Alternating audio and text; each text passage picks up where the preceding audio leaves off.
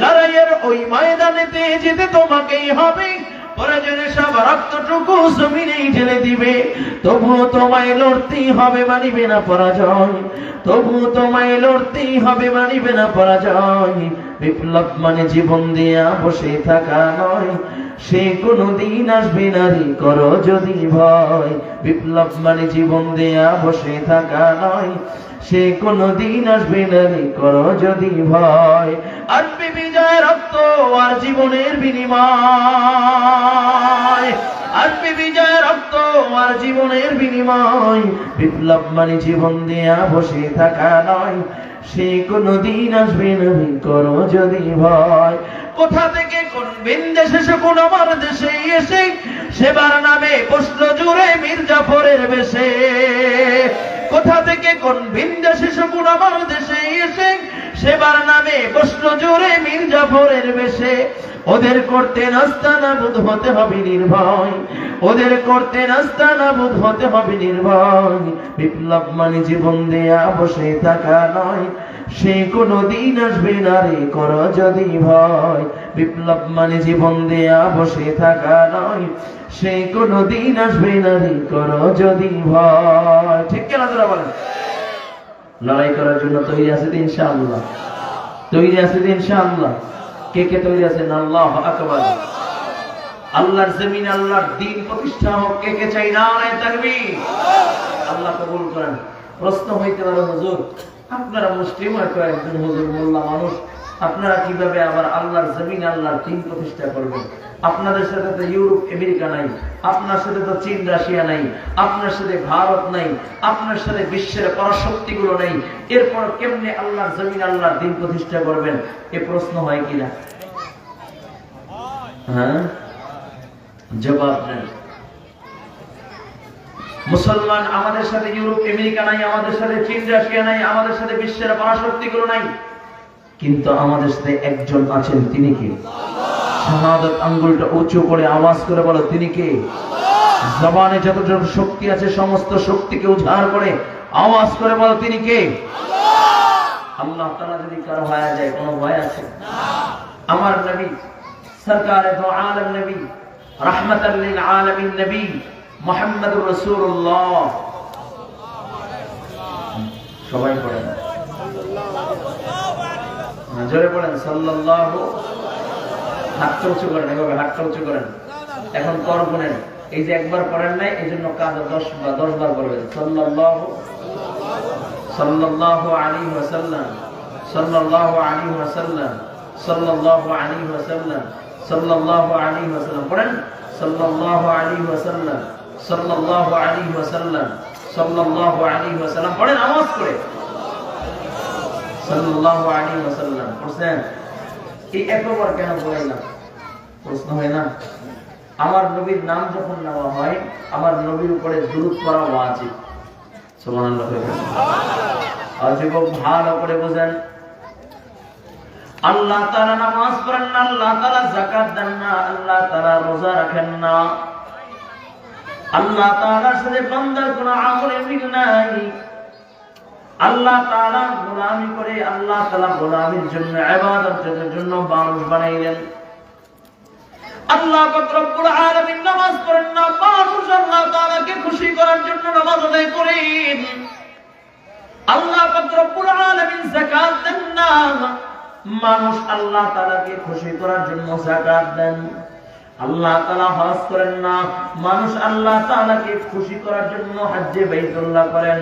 তবে একটা আমল আছে, যে আমলটা আল্লাহ করেন, বান্দাও করেন, ফেরেশতাও করেন। চিল্লায় কোন আল্লাহু আকবার। যে আমলটা সমস্ত পয়গম্বর করেছেন, সমস্ত ফেরেশতারা করেন, আল্লাহ পাক রব্বুল আলামিন নিজে করেছেন, ফেরেশতাদেরকেও আদেশ করেছেন। আর ওই আমলটার সাথে বান্দার সাথে বড় মিল, মালিকের সাথে আর আল্লাহ তাআলার সাথে আমলের বেলায় বড় মিল। কয় কি আমল? আল্লাহ তাআলা বলে, ইন্নাল্লাহা ওয়া মালাইকাতাহু ইউসাল্লুনা আলান নবী ইয়া الذين آمنوا صلوا عليه وسلموا تسليما আল্লাহু আকবার। আর যারা আওয়াজ করে, আর এই আয়াতটাকে আমরা বানাই নিয়েছি জিলাপি দেওয়া, বুঝেন না? এই আয়াতটাকে বানাই নিয়েছি আমরা জিলাপি দেওয়া, মানে এই আয়াত যদি কোথাও পড়ে দেখবেন ইন্নাল্লাযীনা আমানু ইউসাল্লুনা আলান নবী, যখন আমার নবীর উপরে যখন এই আয়াত নবীর শানে পড়া হয় একদম করে সাল্লাল্লাহু আলাইহি আসলে এটা সাল্লাল্লাহু জিলাপি দেওয়া আয়াত। এই আয়াতের হাকিকত আর সর্বত্র যদি কেউ বুঝতো তাহলে প্রত্যেকটা সেকেন্ডে সেকেন্ডে আমার নবীর উপরে দরুদ পড়তো, ঠিক কিনা করে বলেন? আল্লাহ তাআলা আয়াতে কারিমার ভিতরে বলেন, আল্লাহ পাক রব্বুল আলামিন বলেন, আমি আমার নবীর উপরে দরুদ পড়ি, ফেরেশতাদেরকে আল্লাহ দরুদ পড়ার জন্য আদেশ করেছেন, ঈমানদারকে আল্লাহ পাক রব্বুল আলামিন বলেছেন আমার নবীর উপরে দরুদ পড়ো। তার মানে একটা আমল আছে যে আমলটা আল্লাহ করেন, ফেরেশতাও করেন, মানুষও করেন। সুবহানাল্লাহ। এজন্য পড়বেন তো ইনশাআল্লাহ, পড়বেন তো ইনশাআল্লাহ। একটা মজার কথা আছে, এই দরুদ পড়লে লাভ কি? এই একটা আমল আছে, বলবো? যারা ঋণগ্রস্ত আছেন, ঋণ অভাবে আছেন, কারা কারা একটু হাত জাগান তো। অভাব, ঋণ, পেরেশানিতে, মিথ্যা মামলায় কে কে আছেন হাত জাগান। ওমা এই মাত্রই প্রয়োজন। আর এলাকার সবাই ঋণ মুক্ত, মাশাআল্লাহ, আলহামদুলিল্লাহ। তাহলে এলাকার এই আমলটা দরকার নেই, দরকার আছে। তাহলে ঋণগ্রস্ত অভাবে কে কে আছেন হাত জাগান। আমিও ঋণগ্রস্ত আছি, মাশাআল্লাহ, সবাই ঋণগ্রস্ত। আল্লাহ সকলকে ঋণ মুক্ত করে দেন, বলে আমিন। এই যারা আমাদের আছো ভাইরা, তোমাদের কি ঋণ মুক্ত নাই? তোমরা ভালো সুখে আছে, একটু বসো না। এই করে যে টুকরো যুবক, আমার নবীর মোহাব্বত যদি কলজে থাকে তাহলে প্যান্ডেলে চলে আসবে ইনশাআল্লাহ। এই পাশে যারা যারা আছে মাদ্রাসার নতুন ভবনের কাছে, আমার নবীর মোহাব্বত নিয়ে বুকে নিয়ে একটু দৌড়ে আসো তো, জোরে কদম দিয়ে আসো, দেখি তো কার করে যে আমার নবীর মোহাব্বত, দেখি ইনশাআল্লাহ। আমার নবীর মোহাব্বত করে যে থাকবে ইনশাআল্লাহ আসবে এখানে, মাশাআল্লাহ। আল্লাহ যুবকগুলোকে দিনের জন্য কবুল করে, বলে আমিন। এই পাশে যারা আছেন, এই পাশে যারা আছেন, দেখি তো আমার নবীর মোহাব্বত থাকলে অবশ্যই ভিতরে আসবেন, আল্লাহ কবুল করেন, বলে আমিন। আরো জোরে জোরে জোরে বলে আমিন, আরো জোরে। হ্যাঁ, বসে যাই সব পিছনে, এই সামনে ফাঁকা জায়গা পূরণ করি না, আল্লাহ কবুল করেন, বলে আমিন। আসছি তো এই মজমায় কাকে পাওয়ার জন্য, জোরে বলেন। এখন আসেন একটা আমল শিখিয়ে দিই, বয়ান তো অনেক করলাম, আজকে একটা আমল দিয়ে যায়। যারা অভাবে আছেন, ঋণগ্রস্ত আছেন, তাদের জন্য আমলটা গ্রহণ করবেন তো ইনশাআল্লাহ। আজ থেকে আমল করবেন তো ইনশাআল্লাহ। বাগদাদের ভিতরে একজন ব্যক্তি ছিল, বাগদাদের ভিতরে খুব ধনাত্মবান ব্যক্তি, টাকা পয়সা দমদৌলতের কোনো অভাব ছিল না। কোন কারণবশত আল্লাহর বান্দা দেউলিয়া হয়ে গেলেন, গরিব হয়ে গেলেন। আচ্ছা, ধনী বানানোর মালিক কে? জোরে বলেন, আরো জোরে। ধনী বানানোর মালিক কে? আবার ফকির বানানোর মালিক কে? সকালবেলা ধনী রে তুই, ফকির সন্ধ্যা বেলা, নদীর পার ভাঙে ওপার ঘরে, এই তো নদীর খেলা। সকালবেলা ধনী রে তুই, ফকির সন্ধ্যা বেলা। হায়াত দেওয়ার মালিক আল্লাহ, দৌলত দেওয়ার মালিক আল্লাহ। আল্লাহ তাআলা যাকে চান দৌলত দেন, আল্লাহ যাকে চান আবার ফকির হালাত দেন। আল্লাহ তাআলা সম্পদ দিয়েও পরীক্ষা করেন, আবার আল্লাহ তাআলা সম্পদ কেড়ে নিয়েও পরীক্ষা করেন, ঠিক কিনা যারা বলেন? যেমনি ভাবে পরীক্ষা করেছিলেন হযরত আইয়ুব আলাইহিস সালাতু ওয়াস সালাম। আইয়ুব আলাইহিস সালাতু ওয়াস সালাম দুনিয়ার কদর পয়গম্বর, মানে এমন একজন শৌখিন পয়গম্বর যাকে আল্লাহ তাআলা দুনিয়ার সব সৌন্দর্য দিয়েছিলেন। ওয়াল মাল ওয়াল বানুনা যিনাতাল হায়াতাদ দুনিয়া, বলে সন্তানের সৌন্দর্য আল্লাহ আইয়ুবকে দিয়েছিলেন, স্ত্রীর সৌন্দর্য আল্লাহ আইয়ুবকে দিয়েছিলেন, সম্পদের সৌন্দর্য আল্লাহ তাআলা আইয়ুবকে দিয়েছিলেন। এই এই বসো, যাও বাবা এখানে,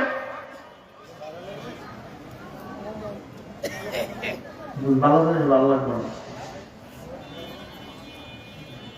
এদিকে থাকা, এদিকে আমার দিকে থাকা, একদম যে বসে থাকো, ঠিক আছে? আবার পিছনে থাকো, সামনে এদিকে সামনে রাগ করলেন? রাগ করছো বাবা? যাইও না, হ্যাঁ?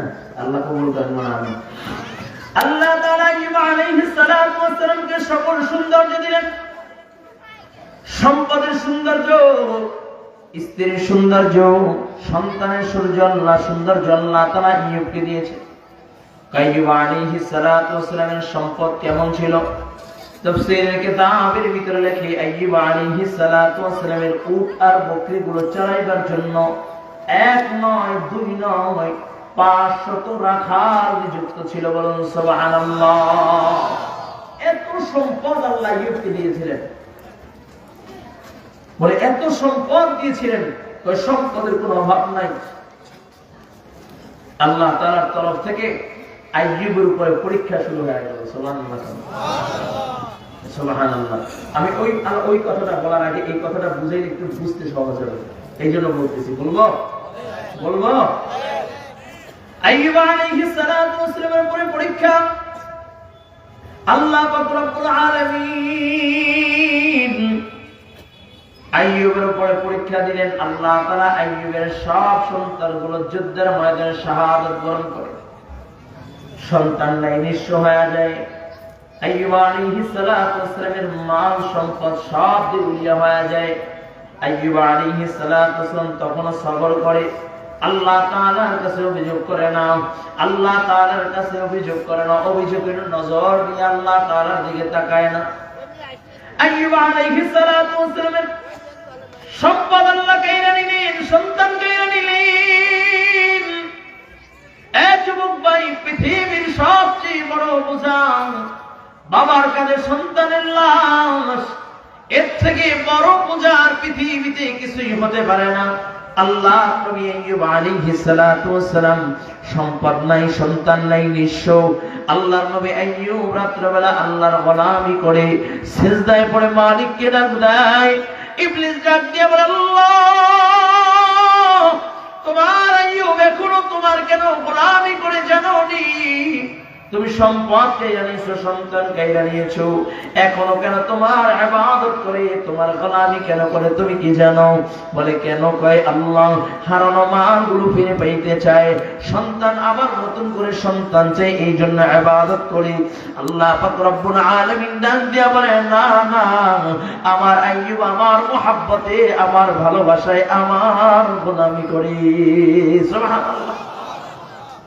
আল্লাহ তাআলার কাছে শয়তান ডাক দিয়া বলে, আল্লাহ, তাহলে তোমার আইয়ুবের শরীরের ভিতরে জখম দিয়া দাও, শরীরের উপরে আযাব অশান্তি দিয়া দাও, তাহলে সে তোমার গোলামি বন্ধ করে দিবে। ভালো করে বুঝেন, আইয়ুব আলাইহিস সালাতু ওয়াস সালাম গভীর রজনীতে সিজদায় পড়ে মালিককে ডাক দেয়। আল্লাহ তাআলা ইবলিসকে পারমিশন দিলেন, ইবলিস মালিকের পারমিশন দিয়া আইয়ুব আলাইহিস সালাতু ওয়াস সালামের শরীরের ভিতরে ক্ষতি পৌঁছায়।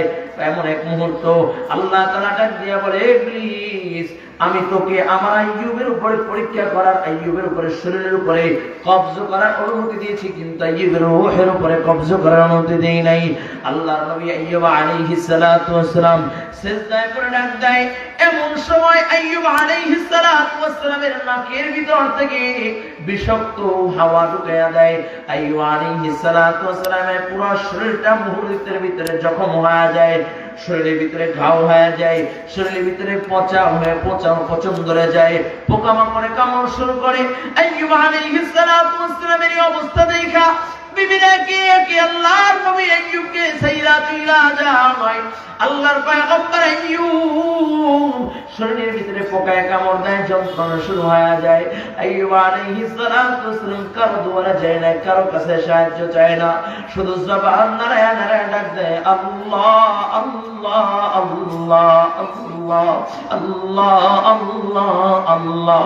এলাকার লোকেরা ডাক দিয়ে বলে, আইয়ুব, আমরা মনে করছিলাম তুমি অনেক ভালো একজন মানুষ, কিন্তু এখন তাকায়া দেখলাম তুমি হয়তো আল্লাহর কোন নাফরমানি করেছো, এই জন্য আল্লাহ হয়তো তোমার সম্পদ কাইরা নিছে, সন্তান কাইরা নিছে, তোমার উপর আযাব দিয়েছে।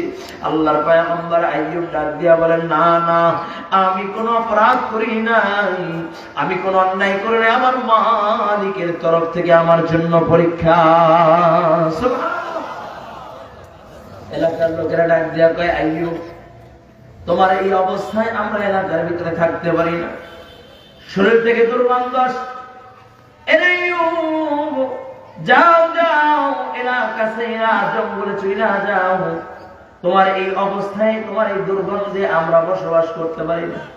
আল্লাহর পয়গম্বর আইয়ুব আলাইহিস সালাতু ওয়াস সালাম ছোট্ট একটা পোটলা নিয়া ঘর থেকে বের হইতেছেন, এমন সময় তাকাইয়া দেখে পিছনে তার বিবি রহিমা, রাহিলা থেকে রহিমা, এ পর্দার আম্মা জান, দিলের কানতে একটু লাগায়া দেন। আজকে সামান্য স্বামীর সাথে মনোমালিন্য হইলে স্বামীর উপরে আঘাত করেন, স্বামীকে কষ্ট দেন। এই যুবক ভাই, ভালো করে বুঝো, আমরাও বিবির উপরে অত্যাচার, অনাচার, জুলুম করি, ঠিক কিনা যারা বলেন? পর্দার আম্মা জান, ভালো করে শুনেন, আপনার জন্য আল্লাহর জান্নাত বড় সহজ। যদি শরীয়ত অনুযায়ী জীবন যাপন কইরা, আল্লাহ তাআলার হুকুম অনুযায়ী জীবন যাপন কইরা, পর্দা পুশিদার সাথে থাইকা 5 ওয়াক্ত নামাজ ওয়াক্ত মত আদায় কইরা, স্বামীর খেদমত করে, স্বামীকে খুশি করে যদি দুনিয়া থেকে বিদায় নিতে পারেন, আল্লাহর কসম করে বলে যাই, আল্লাহ তাআলার জান্নাত আপনার জন্য ওয়াজিব। সুবহানাল্লাহ। আল্লাহ পয়গম্বর আইয়ুব আলাইহিস সালাতু ওয়াস সালাম চলতেছেন, এমন সময় তাকায় দেখে বিবি রহিমা, রাহিলা থেকে রহিমা আল্লাহর নবীর পিছে পিছে চলতেছে। আল্লাহর নবী আইয়ুব ডাক দিয়া বলে, বিবি, তুমি কেন আমার সাথে চলতেছো রে বিবি? তোমার আমার জন্য তোমার জীবন নষ্ট কইরো না। এরে বিবি, চইলা যাও, অন্য বিবিরা যেরকম চইলা গেছে তুমিও চইলা যাও, কোনো বাধা নেই। রহিমা ডাক দিয়া বলে, প্রাণের স্বামী আমার, আমি আমার বাবা ইউসুফ আলাইহিস সালাতু ওয়াস সালামের কাছ থেকে সবক নিয়েছি। আমার বাবা ইউসুফ আলাইহিস সালাতু ওয়াস সালাম আমাকে সবক দিয়েছে, সুখে থাকলে পড়তে হয় আলহামদুলিল্লাহ, মুসিবত চলে আসলে তখন নামাজের মাধ্যমে সবরের সাথে আল্লাহ তাআলার কাছে সাহায্য চাইতে হয়। সুবহানাল্লাহ। এ প্রাণের স্বামী আমার, দীর্ঘদিন আমি আপনার সাথে জীবন যাপন করেছি, আপনার সুখের দিনে আমি আপনার সাথে ছিলাম। আজকে মুসিবত চলে আসছে আর আমি আপনার কাছ থেকে ভাইগা যাব, কেমনে বুঝলেন? আমি আপনার সাথে থাইকা আপনার সেবা করব। ও আল্লাহর পয়গম্বর, প্রয়োজন হইলে আমি আমার জিহ্বা দিয়া আপনার গায়ের আপনার গায়ের পোকাগুলো আমার জিহ্বা দিয়া চেইটা তারপর আমি ছাড়া দিব। সুবহানাল্লাহ। এটাকেই বলা হয় স্বামীর খেদমত, এটাকেই বলা হয় স্বামীর খেদমত। আর আজকে তো ঈদে স্বামীর ব্যবসা বাণিজ্য ভালো যাচ্ছে না, মনে করেন লিসের মাছগুলো নষ্ট হয়ে গেছে বা পয়সা গেছে, মাছ হয় নাই, এক বছর একটু ইনকাম কম। বিবি, এবছর যেহেতু ঈদে আমার টাকা পয়সা নাই, এবছর কাপড়টা দিব না, আগামী বছর তোমাকে দিব না। হ্যাঁ, তোমার সংসার করে জীবনে কিছুই হইলাম না, কি বলেন? হ্যাঁ, ভুল বললাম না তো? কিচ্ছু দেয় না জীবনে। একজন একটু দিতে ভুল করলে কি বলে, কিচ্ছু পায় নাই না, এটা তো কথা হতে পারে না। আপনার স্বামীর সুখ আপনার সুখ, আপনার স্বামীর দুঃখ আপনার দুঃখ, এটাই যদি হয়, আল্লাহর কসম করে বলি, কোন স্ত্রী মারা যাওয়ার পরে তার স্বামী যদি বলে আমি আমার বিবির উপরে বড় খুশি ছিলাম, আল্লাহ তাআলা ওই মহিলার উপরে খুশি হয়ে যায়। জয় বলেন আল্লাহু আকবার। আর আল্লাহ তাআলা যদি খুশি হয়, কোনো ভয় আছে? আম্মা জান, ভালো করে বুঝেন, আমার মালিককে খুশি করতে হলে আগে আপনার স্বামীকে খুশি করুন। ভুল বললাম? আল্লাহ কবুল করেন, বলেন আমিন। আল্লাহ পয়গম্বর রহিমাকে নিয়ে জঙ্গলের ভিতরে রওনা করলেন। পাহাড়ের চূড়ায় জঙ্গলের ভিতরে জীবন যাপন করতেছেন। এক নয় দুই নয় 18টা বছর পার হয়ে যায়। কয় বছর? 18 বছর পার হয়ে যায়। 18 বছর পর হঠাৎ করে আল্লাহ পয়গম্বর জবানের ভিতরে দেখে জিহ্বার ভিতরে পোকা লেগে গেছে। জিহ্বার ভিতরে পোকায় কামড় দেয়। আল্লাহর পয়গম্বর আসমানের দিকে তাকাইয়া ডাক দিয়া বলে, আল্লাহ ওগো মালিক, আয় আল্লাহ সন্তান কেড়ে নিয়েছো, আয় আল্লাহ অভিযোগ দেই নাই, আয় আল্লাহ স্ত্রীরা চলে গেছে অভিযোগ দেই নাই, সম্পদ চলে গেছে অভিযোগ দেই নাই, আয় আল্লাহ নিজের বসত পিতা ছেইরা, বাপ দাদার পিতা ছেইরা, নিজের এলাকার মানুষদেরকে ছেইরা জঙ্গলের ভিতরে একাকিত্ব জীবন কাটাইতেছি, তখন অভিযোগ দেই নাই। কিন্তু মওলা সহ্য করতে পারি না, কারণ যে অঙ্গটা দিয়ে আমি তোমার নামের জিকির করতাম, আমি তোমার নামের জিকির করতাম, ওই জিহ্বার ভিতরে আল্লাহ পোকা লেগে গেছে। আয় আল্লাহ তুমি বলে দাও কোন অঙ্গ দিয়া আমি মালিকের জিকির করব। আল্লাহু আকবার। এক কলেজের টুকরা যুবক, একটু ভালো করে বুঝো, এক কলেজের টুকরা যুবক ভালো করে বুঝো, একটু দিলের কানটা লাগা দাও। আল্লাহর নবী পয়গম্বর আইয়ুব আলাইহিস সালাতু ওয়াস সালাম যেই মাত্র আল্লাহ তাআলার দিকে তাকায় চোখের পানি ছেড়ে দিলেন, সাথে সাথে আল্লাহ তাআলা জিবরাইলকে পাঠায়া দেয়। ডাক দিয়া বলে, জিবরাইল যাও যাও, আমার হাবিব আমার বন্ধুর কাছে যাও, আমার আইয়ুবের কাছে যায় বলবা জমিনের ভিতরে পায়ের গোড়ালো দিয়ে আঘাত করতে বলছে। যেই মাত্র জমিনের ভিতরে আঘাত করে সাথে সাথে পানি প্রবাহিত হয়। আইয়ুব আলাইহিস সালাতু ওয়াস সালাম বলে আল্লাহর পয়গম্বর, আল্লাহ তাআলা এই পানিগুলো আপনাকে পান করার জন্য বলেছে। আল্লাহ পাক রব্বুল আলামিন এই পানি দিয়ে আপনাকে গোসল করতে বলছে। যেই মাত্র আল্লাহর পয়গম্বর গোসল করেছেন আর পানি পান করেছে, সাথে সাথে আইয়ুব আলাইহিস সালাতু ওয়াস সালাম পরিপূর্ণ সুস্থ হয়ে গেছে। আল্লাহর পয়গম্বর আইয়ুবকে দেখে আর চেনা যায় না। আল্লাহ পাক রব্বুল আলামিন ডাক দিয়ে বলে, আইয়ুব আসমানের দিকে তাকাও, আমি আল্লাহ তাআলা আসমান থেকে তোমার জন্য রহমত নাযিল করেছি, বরকত নাযিল করতেছি। আসমান থেকে স্বর্ণের চাকা পড়ে, আল্লাহর পয়গম্বর টোকাইয়া টোকাইয়া ঝুড়ির ভিতরে নেয়, দুই একটা পড়ে যায়, আবার টোকাইয়া টোকাইয়া ঝুড়ির ভিতরে নেয়। এমন সময় আল্লাহ ডাক দিয়ে বলে, আইয়ুব জমিনের ভিতরে পড়ে যায় সেটাকেও তুমি টোকাইয়া নাও, লোভ কি ছাড়তে চাও না?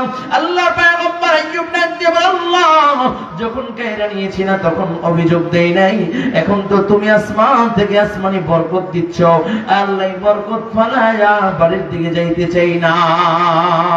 আল্লাহু আকবার। এখন যে টুকরা যুবক প্রত্যেকটা মানুষের পিছনে, প্রত্যেকটা মানুষ চলার পথে, প্রত্যেকটা মানুষ কখনো সুখ কখনো দুঃখ আসে, কখনো আল্লাহ তাআলা মুসিবত দিয়ে আল্লাহ পরীক্ষা করেন, কখনো আল্লাহর সম্পদ দিয়ে পরীক্ষা করেন, ঠিক কিনা জোরে বলেন। আর এমন যখন মুসিবত চলে আসবে, আর ওই মুসিবতের উপরে যখন আল্লাহর বান্দাগুলো আল্লাহর দিকে তাওয়াক্কুল কইরা সবর করতে পারবে, আল্লাহ পাক রব্বুল আলামিন একটা পর্যায়ে আসমানি বরকত দিয়ে আল্লাহ তাআলা পরিপূর্ণ করে দিবে। বলুন সুবহানাল্লাহ। এরকম যারা অভাবে আছেন তাদের জন্য আজকে আমার এই আমল। বাগদাদের ভিতরে একজন ব্যক্তি ছিল, বড় ধনাঢ্যবান ব্যক্তি, সম্পদের কোনো অভাব ছিল না, ধন দৌলতের কোনো অভাব ছিল না। আল্লাহর বান্দা, এত পরিমাণে সম্পদ, এত পরিমাণে ধন দৌলত, হঠাৎ করে আল্লাহর বান্দা দেউলিয়া হয়ে যায়। ভালো করে বুঝেন, আপনাদের আমল দিচ্ছি। হঠাৎ করে আল্লাহর বান্দা দেউলিয়া হয়ে যায়। এমন সময় আল্লাহর বান্দা পেরেশানিতে পড়ে যায়, কারণ আল্লাহর বান্দার কাছে 1000 দিরহাম একজনে পাইত, একজনের কাছ থেকে 1000 দিরহাম কর্জ নিয়েছেন, ধার নিয়েছেন। আল্লাহর বান্দাকে পাকড়াও করে ফেলেছে, ভাই তুমি যে আমার কাছ থেকে 1000 দিরহাম নিয়েছো, আমার দিরহাম গুলো কি তুমি দিবা না? বলে, ভাই আমার কাছে এখন টাকা নাই, কেমনে আমি তোমার দিরহাম গুলো পরিশোধ করব? বলে, ভাই এত কথা বুঝি না, আমার দিরহাম দাও নতুবা তোমাকে জেলখানায় বন্দী করে ফেল। বিচারকের কাছে নিয়ে যায়, বিচারক ডাক দিয়ে বলে, আরে ভাই তুমি তার পাওনা টাকা দিয়ে দাও, বিচারককে ডাক দিয়ে বলে, পরে বিচারক আমি তাকে কেমনে দিব, আমি তো দেউলিয়া হয়ে গেছি, আমার দেওয়ার কোনো হয় নাই। বলে যদি না দাও জেলখানায় বন্দি করে ফেলবো, আর যদি দিয়া দাও তাহলে ছেড়ে দিব। আল্লাহর বান্দা ডাক দিয়া কয়, বিচারক কাজী আমাকে একটা দিন সময় দেন। কয় সময় দিতে পারি, তাহলে তোমার জিম্মাদার একজন বানায় যাইতে হবে। কয় আমার জিম্মাদার আল্লাহ আল্লাহর রাসূলকে আমি রেখে গেলাম, আমাকে বিদায় দেন, আগামীকাল ইনশাআল্লাহ আপনার পাওনা টাকা আমি পরিশোধ করে দিব। আল্লাহর বান্দা চলে যায় বাড়িতে। আল্লাহর বান্দা বড় পরেশান, আগামীকালকে যদি আমি তার পাওনা টাকা দিনার দিরহাম যদি আমি না দিতে পারি, তাহলে আমাকে কালকে গ্রেফতার করে ফেলবে। আল্লাহর বান্দা বড় পরেশান। বিবি ডাক দিয়া বলে, প্রাণের স্বামী আমার, আপনার কি হয়েছে, আপনি কেন পরেশান? আল্লাহর বান্দা ডাক দিয়া বলে, বিবি আমি অপরাধ, আমি 1000 দিরহাম ঋণী, আমি কর্জ করেছি, তার টাকা যদি আমি পরিশোধ করতে না পারি, তাহলে আগামীকালকে আমাকে পাকড়াও করে ফেলবে, গ্রেফতার করে ফেলবে। বিবি ডাক দিয়া বলে, প্রাণের স্বামী আমার, আপনি টেনশন করেন না, আল্লাহ তাআলা ব্যবস্থা করে দিবে। স্ত্রী সন্তানদেরকে শোয়াইয়া আল্লাহর বান্দা ওযু কইরা যায় নামাজটা বিছাইয়া 2 রাকাত নামাজ আদায় করে কিবলামুখী হইয়া আল্লাহর বান্দা এখন করুণ সুরে আমার নবীর উপরে দরুদ পড়তেছে, আর পড়ে সাল্লাল্লাহু আলাইহি ওয়াসাল্লাম, সাল্লাল্লাহু আলাইহি ওয়াসাল্লাম, সাল্লাল্লাহু আলাইহি ওয়াসাল্লাম, সাল্লাল্লাহু আলাইহি ওয়াসাল্লাম। আল্লাহর বান্দা দরুদ পড়তে পড়তে যায় নামাজের উপরে ঘুমাইয়া যায়। ঘুমের ঘরে স্বপ্নের যুগে দেখে মায়ার নবী রাহমাতাল লিল আলামিন নবী মুহাম্মদুর রাসূলুল্লাহ সাল্লাল্লাহু আলাইহি ওয়াসাল্লাম স্বপ্নের যুগে হাজির। আল্লাহর নবী ডাক দিয়া বলল, আমার আশিক, এত কেন টেনশন করতেছো, এত কেন চিন্তা করতেছো? ডাক দিয়া বলে, ইয়া রাসূলুল্লাহ, ইয়া হাবিবাল্লাহ, ওগো নবীজি, আমি চিন্তা করতেছি 1000 দিরহাম আমি ঋণী হয়ে গেছি। এই ঋণ যদি আমি পরিশোধ করতে না পারি, আগামীকালকে আমাকে জেলখানায় বন্দী করে ফেলবে।